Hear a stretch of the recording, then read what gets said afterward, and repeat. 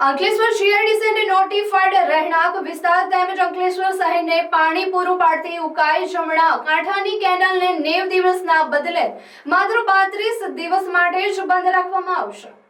તારીખ 29મી ડિસેમ્બર સાંજથી કેનાલમાં ઉકાઈ ડેમમાંથી આપવામાં આવતું પાણી પુરવઠો બંધ કરી દેવામાં આવશે। કેનાલ પર આવેલા એક્વાડક અને સાયફન જર્જરિત બની જતા તેના સમારકામ અને નવીનીકરણ માટે 90 દિવસનું શટડાઉન લેવાનું હતું, પણ દિવાળી પછી થયેલા માવઠામાં ખેડૂતોનો ડાંગરનો પાક નષ્ટ થતા તેમને ત્રીજી વખત પાક લેવાની ફરજ પડી હોવાથી સિંચાઈ માટે પાણીની જરૂરિયાત ઊભી થઈ છે।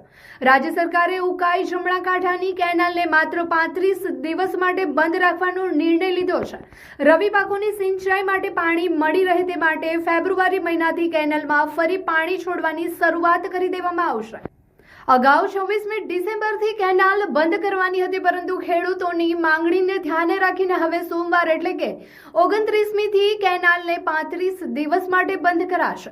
કેનાલ બંધ રાખી રિપેરિંગ અને સફાઈ સહિતની કામગીરી કરવામાં આવશે। 35 દિવસ બાદ એક મહિના સુધી કેનાલમાં 3550 ક્યુસેક પાણી છોડવામાં આવશે।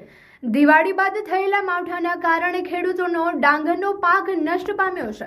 અંકલેશ્વર નોટિફાઈડ રહેણાંક વિસ્તારોને પણ ઉકાઈ જમણા કાંઠાથી કેનાલમાંથી પાણી પૂરું પાડવામાં આવે છે। હાલ જીઆઈડીસી તળાવમાં પાણીનો સંગ્રહ કરવામાં આવ્યો છે। સોમવારથી કેનાલ 35 દિવસ માટે બંધ કરવામાં આવશે, ત્યારે તળાવમાં જ સંગ્રહિત જથ્થામાંથી લોકોને પીવાનું પાણી પૂરું પડાશે। નોટિફાઈડ એરિયામાં સવારે 6 થી 9 વાગ્યા સુધી પાણી આપવામાં આવશે, જ્યારે ઉદ્યોગોને સવારે 10 થી સાંજે 5 વાગ્યા સુધી પાણી મળી રહેશે। અંકલેશ્વર શહેરને ગામ તળાવમાંથી પીવાનું પાણી પૂરું પાડવામાં આવશે અને જરૂર પડે બોર ચાલુ કરવામાં આવશે। હવે ખેડૂતોને ઉનાળુ ડાંગરની ખેતી કરવાની ફરજ પડી છે, તેમને સિંચાઈ માટે પાણી મળી રહે તે માટે ફેબ્રુઆરીથી કેનાલમાંથી પાણી છોડવાનું શરૂ કરી દેવામાં આવશે।